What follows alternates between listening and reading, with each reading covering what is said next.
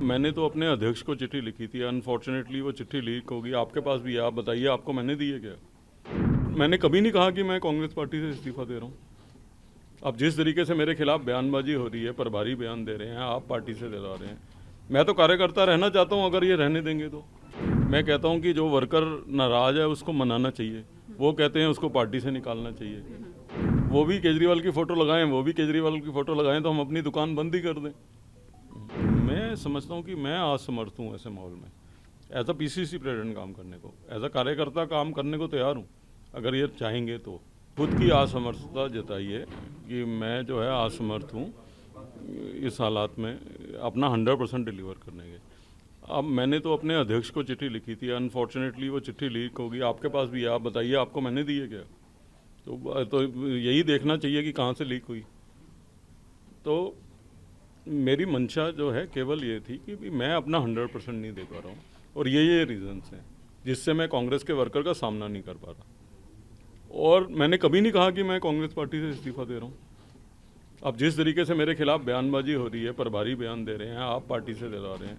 मैं तो कार्यकर्ता रहना चाहता हूँ, अगर ये रहने देंगे तो। सर, जितनी जल्दी रेजिग्नेशन आपका एक्सेप्ट हो गया, आपको उम्मीद थी कि इतनी जल्दी हो जाएगा या फिर खुशी है मुझे कि कांग्रेस में फैसले जल्दी होने लग गए हैं। आप लोग खामखा इल्ज़ाम लगाते हो कि पार्टी में फैसले नहीं जल्दी होते।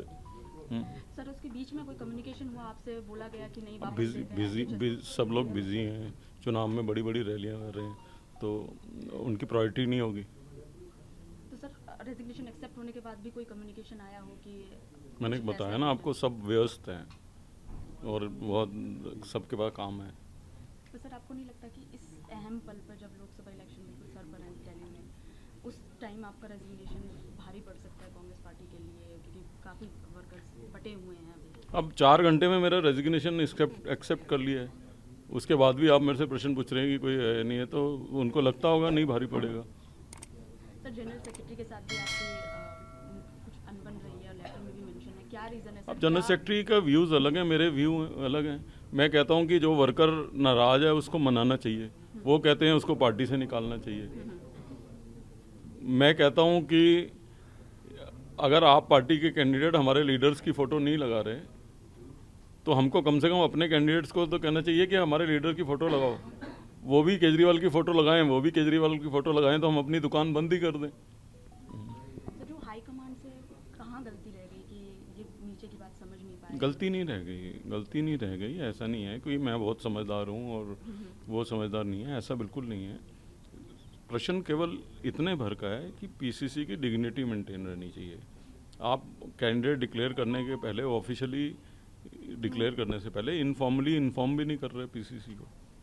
तो मैं समझता हूँ कि मैं असमर्थ हूँ ऐसे माहौल में, एज अ पीसीसी प्रेसिडेंट काम करने को, एज अ कार्यकर्ता काम करने को तैयार हूँ, अगर ये चाहेंगे तो। अब ये रखना नहीं चाहते तो उसकी अलग बात है।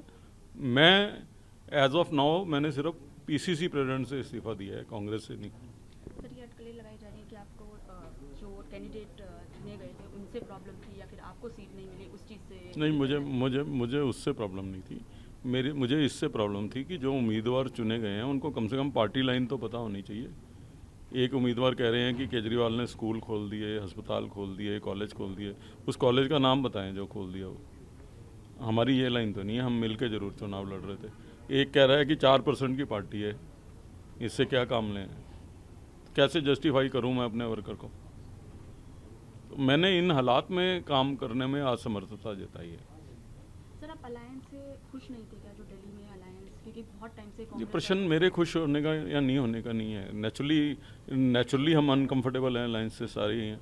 और कांग्रेस का स्टैंड रहा है, अजय माकन ने प्रेस कॉन्फ्रेंसेस की हों, संदीप दीक्षित ने की हों, अनिल चौधरी ने की हों। मैंने हालांकि कभी नहीं करी, क्योंकि मैं व्यक्तिगत आरोप में कभी विश्वास नहीं रखता हूँ।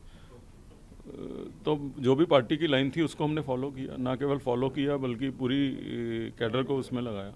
लेकिन ये अननेचुरल अलायंस तो है ही है। अब वो अलायंस जो है हमारे पे इतना हावी हो गया कि उनके कैंडिडेट को तो छोड़ो, हमारे अपने कैंडिडेट भी उनकी फ़ोटो लगा रहे हैं, तो मैं तो तैयार नहीं हूँ इसके लिए। बट सर, क्या ऐसा लगता है कि ये अलायंस ज़्यादा लंबे समय तक टिक पाएगा? क्योंकि मुझे नहीं लगता। नहीं टिक पाएगा। और और सर क्या आपका नेक्स्ट स्टेप क्या होगा सर? मैं कुछ तो- अकेले भी लगा रहे हैं कि बीजेपी ज्वाइन कर रहे हैं, बीजेपी की तरफ से कैंडिडेट आएगा। हाँ, मुझे सुना कि आप पार्टी के मिनिस्टर ने ट्वीट किया है, तो मुझे पता नहीं था कि बीजेपी की टिकटों का भी फैसला वही करते हैं, तो नहीं तो चले जाते हैं उनके पास टिकट मांगने। मैंने एज इफ नाउ मेरी पोजीशन ये है कि मैंने कांग्रेस पार्टी के अध्यक्ष पद से इस्तीफ़ा दिया है, पार्टी से नहीं।